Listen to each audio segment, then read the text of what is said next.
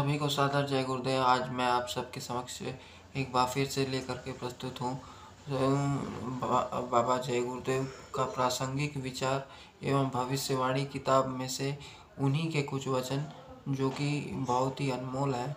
आपको और हमको सुनने समझने चाहिए, क्योंकि जो दिशा निर्देश बाबा जी ने इस धरती के लिए दिया है, इस धरती के लोगों के लिए दिया, उनको यदि मान लिया जाए तो धरती पे आज ही सतयुग उतर आए और एक अच्छे वातावरण का निर्माण हो जाए। क्योंकि मैं मानता हूँ कि जितनी मेहनत बाबा जी ने की उतनी मेहनत, और ये बात सच भी है, मैं मानता ही नहीं, ये बात सच भी है कि जितनी मेहनत बाबा जी ने की उतनी मेहनत पूर्व के किसी भी संत ने नहीं की। तो उनकी मेहनत की लाज रखते हुए उन्हीं की बातों को जो है आप सबके समक्ष प्रस्तुत करता रहता हूँ। गलती सही सदैव माफ़ करते रहेंगे हम, और आप और इस बात को समझते रहेंगे कि इन वचनों को पढ़ना और समझना और सुनना ये कितना ज़रूरी है। क्योंकि बाबा जी चले गए तो बाबा जी के नाम से जो पत्र पत्रिकाएं या किताबें जो प्रकाशित होती हैं उनको समझना, सुनना और जो है अपने अंदर उतारना ये बहुत ज़रूरी है। एक अच्छे समाज का गठन, एक अच्छे समाज का निर्माण, एक मजबूत समाज का निर्माण जिसमें अध्यात्मवाद का प्रसार हो, शाकाहारी का प्रचार प्रसार हो, नशा मुक्ति का प्रचार प्रसार हो, धरती पे लोगों को सुख शांति का रास्ता मिले, दो अच्छे वचन सुन के, तो इससे बढ़कर और कुछ नहीं हो सकता है। और सभी बच्चों के अंदर एक अच्छे संस्कार, एक अच्छे अध्यात्मवाद का विकास हो, इससे बढ़कर और कुछ नहीं हो सकता है। जय गुरुदेव। तो मैं शुरू करने जा रहा हूँ। आप सबका साथ निहित है, आप सबका आशीर्वाद निहित है। जय गुरुदेव।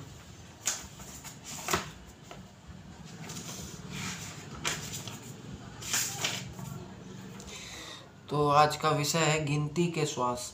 जय गुरुदेव। बाबा जी यह समझाते रहे हैं कि इस अनमोल मनुष्य शरीर में जिसको तुम कृपा करके त्रैलोकीनाथ ईश्वर ने दिया है, जिसको तुम्हें कृपा करके त्रैलोकीनाथ ईश्वर ने दिया है, समय का सदुपयोग करो। व्यर्थ के सांसारिक कार्यों में फंसकर के अपने अनमोल श्वासों को बर्बाद मत करो। तुम्हारी उम्र तुम्हारे वर्ष, साल, महीना या दिन के गिनती में नहीं है। ईश्वर ने तुम्हारी उम्र गिनती के श्वासों में दिया है। हर श्वास उनके गिनती के हैं।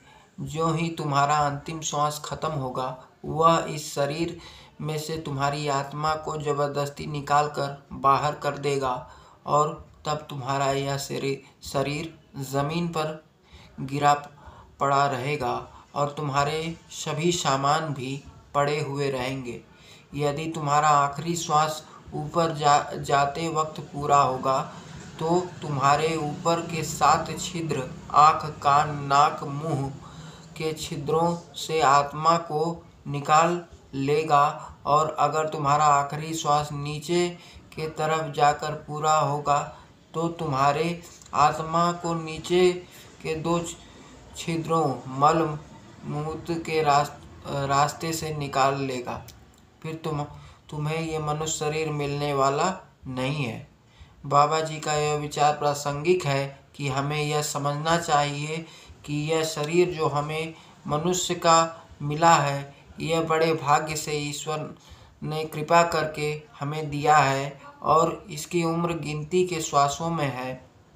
हमें अपना एक भी श्वास दुनिया के भोगों और झंझटों में नहीं बिताना चाहिए, अपितु ज़रूरत भर जितना कि अति ज़रूरी हो उतना ही श्वास दुनिया के कामों में शरीर की रक्षा के लिए खर्च करना चाहिए, और बाकी अधिक से अधिक प्राप्त श्वासों की पूंजी को अपने आत्मा को जीते जी जगाने के काम में ही खर्च करना चाहिए। यही उपयुक्त है। तो जय गुरुदेव। ये सब बातें हैं जो मैंने आप सबके समक्ष रखी। सब में कमियां हैं, मैं बार बार कहता रहता हूँ कि सब में कमियां हैं, हम में, आप में, सब में कमियां हैं। मैं ये वचन पढ़ रहा हूँ, इसका मतलब ये नहीं कि मैं एक एक वचन जो है बहुत ही जो है गहराई से पालन करता हूँ या मैं कोई भक्त हूँ। वो एक बात लिखी गई है कि पूजा जप तप नेम आचारा और नहीं जानत हो दास तुम्हारा। मेरी ऐसी हालत है, मैं सच बता रहा हूँ कि पूजा जप तप नेम आचारा और नहीं जानत हो दास तुम्हारा। और कबीरदास जी ने एक बात लिखी कि माला फेरू न हरि भजूं और मुख से कहूँ न राम, और मेरा हरि मुझको भजे तो मैं करूँ विश्राम। तो ये गति अपनी है कि ना माला फेरने का ढंग है और ना किसी काम को करने का ढंग है। मैं सच बात बता रहा हूँ, मैं महान बनने की कोशिश नहीं कर रहा हूँ कि ना माला फेरने का ढंग है, ना किसी काम को करने का ढंग है, तब भी थोड़ा बहुत ही सही, लेकिन मालिक ने अपने चरणों में स्थान दिया हुआ है, उसके लिए मालिक का कोटि कोटि धन्यवाद। आप जैसे श्रोताओं का कोटि कोटि धन्यवाद एवं आभार, जो आप लोग हमको सुनते हैं, बर्दाश्त करते हैं और एक जो है प्रोत्साहित भी करते हैं कि मैं इस तरह के वीडियो बनाता रहूं और आप सबके सामने आता रहूं। इसके लिए मैं आप सभी का दंडवत धन्यवाद करता हूं, साधुवाद करता हूं, और इस आशा के साथ कि हम और आप मिल कर के एक अच्छे समाज का निर्माण करेंगे, जिसमें लोग शुद्ध शाकाहारी, सात्विक, नशामुक्त और जो है व्यभिचार, अशुद्ध आहार और अशुद्ध विचार से दूर रहेंगे। तो सबसे पहले तो ये हमें करना होगा कि अशुद्ध विचार को त्यागना होगा, कि जो कि बहुत ही मुश्किल है। तो वो काम पहले हमें करना होगा, बाद में किसी को ये उपदेश देना होगा। लेकिन अगर मैं ना भी कर पाऊँ तो एक छोटा बालक समझ के माफ़ कर देना और आप अपने जीवन को संवार लेना। इन्हीं शब्दों के साथ सभी को सादर जय गुरुदेव। कहने सुनने में कोई बात बुरी लगी हो तो एक छोटा बच्चा समझ करके, एक मंद बुद्धि बालक समझ करके मुझे माफ़ कर देना। जय गुरुदेव। आप सभी को जय गुरुदेव। आप सभी का दिन मंगलमय हो आने वाला वर्ष मंगलमय हो। धरती के लिए, पशु पक्षियों के लिए किसी की अकाल मौत ना हो और सभी लोग सुखी हों, संपन्न हों, दरिद्रता से दूर रहें और संपन्नता के निकट रहें और ईश्वरबाजी के निकट रहें, खुदा परस्ती के निकट रहें, भगवान के निकट रहें, गुरु के निकट रहें।